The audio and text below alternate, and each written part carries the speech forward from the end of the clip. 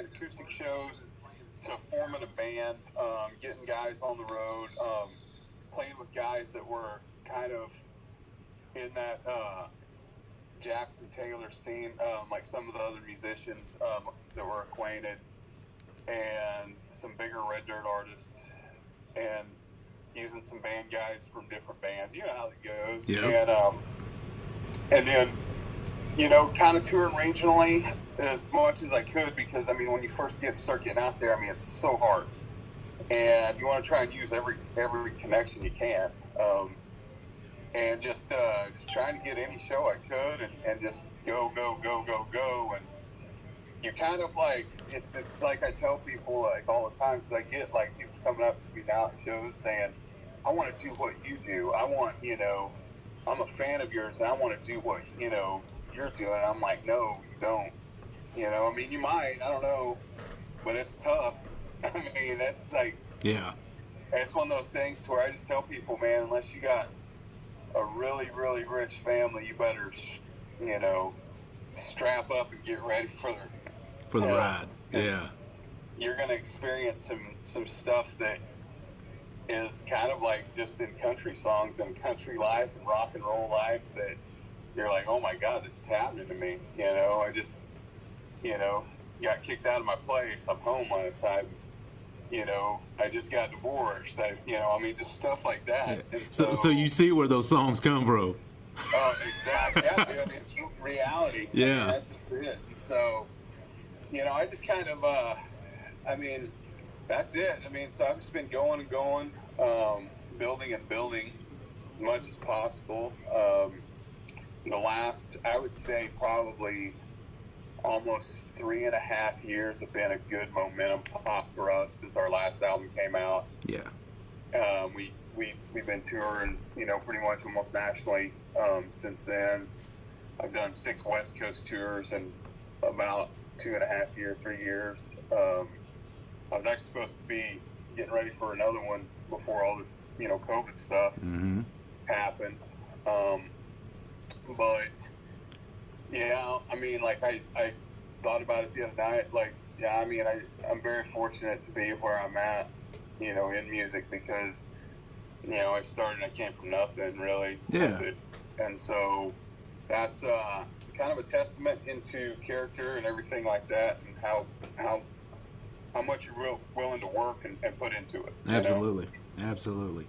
And now, I think that's anything, you know, I mean, anything that's like worth doing, you know, that you love and you're wanting to make a career out of it, you know, sometimes you have to start at the bottom and you know, find your way to the top or wherever you're going. Absolutely. Absolutely. Now, what point through all that, through all the turmoil, through all the really heartbreak that comes with a lot of things when you're chasing your goal, at what point was the point that you were just like, I can do this. I can do this. I can take this to that level. You know, because a lot of people hit that hardship and they're done. They hit that hardship and they're done. Yeah. I would say probably my first divorce. I mean, I was pretty young, but I mean, it was like, you know, it was just kind of one of those things that, you know, it was like, I'm homeless. All of a sudden I have nothing, you know. Yeah. I had like a few shows lined up, but didn't really have anything because of having to pay for, you know, court fees, stuff like that. Yeah. But it was like in that time frame, I kind of just got callous almost. Yeah. To where it was like, you know, all I cared about was just being on the road and going and playing as many shows and everything like that. And I think it was around that time. It was just kind of like nothing else for the next couple of years. I mean, nothing really, mattered to me except, you know, my career. Yeah. And, you know, and so. That's really all you had left.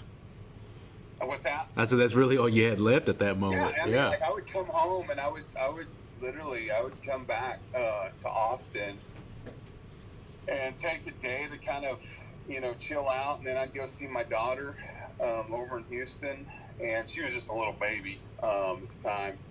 And so spend time with her, come back, go play shows, do the same repetition. And it was just kind of like, at that time we were building fans, getting, more of our fan base was building. Our new album that just came out, we had a video that launched on CMT and GAC, signed a contract with Viacom off of it. We had got an early nominee for a new video for the CMA Awards. Ended up getting to go to the CMAs. Nice. Which I wasn't, honestly, it was cool, but at the same time, I was like, man, I'm not in that category. I'm not a pop country dude. Yeah. I'm a honky tonk guy. Yeah. And an Americana guy, and that's not the style I'm in. So it was like, okay, well, I'll go and I'm going to go hang out, just because we got invited and stuff.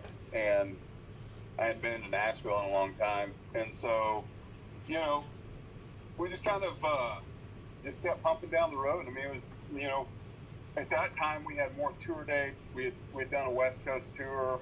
We were already booking another West Coast tour at that point, and everything was just kind of going with the momentum. And throughout the last couple of years with that, that's kind of just how we've been going. I mean, it was hard finishing our last album that hopefully will be out soon, just because we were on the road so much. Yeah. And getting that done. I mean, it's kind of a blessing and a curse, because it was like, okay, we thought we'd be done with it, and then we'd hear something later on on the road, like, okay, well, maybe we should add this here, let's try this when we go back to the studio. Yeah.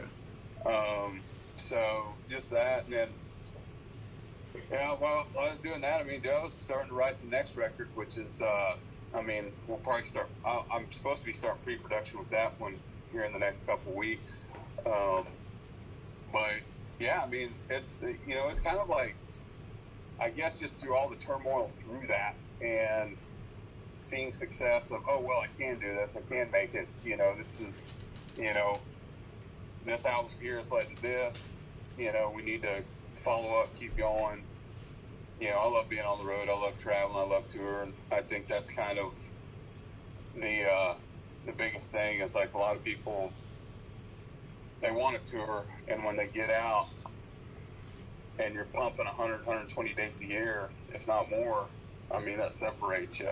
You know? And there's guys that love it, and there's guys that fall off, Yep. The life kind of weeds out the week at the same time.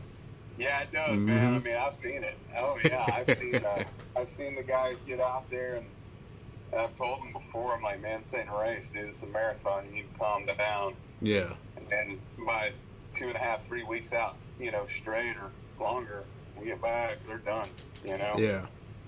And so it's definitely a different lifestyle, that's for sure. Absolutely. Now, being on the road that long and doing different venues, doing different areas, is there a favorite one you have and a craziest one you have? Oh yeah, it just depends. Like, we used to play a place in Tulsa called Woody's. I remember Woody's.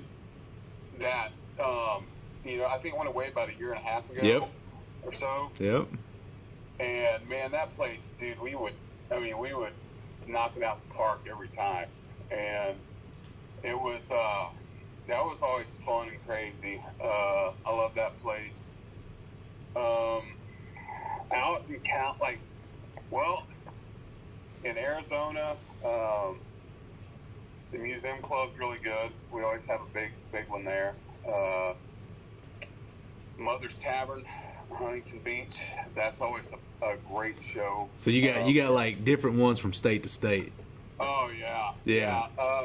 And also, we played the Hamal tribal casino venue. They're like their event center on tour last year, and that was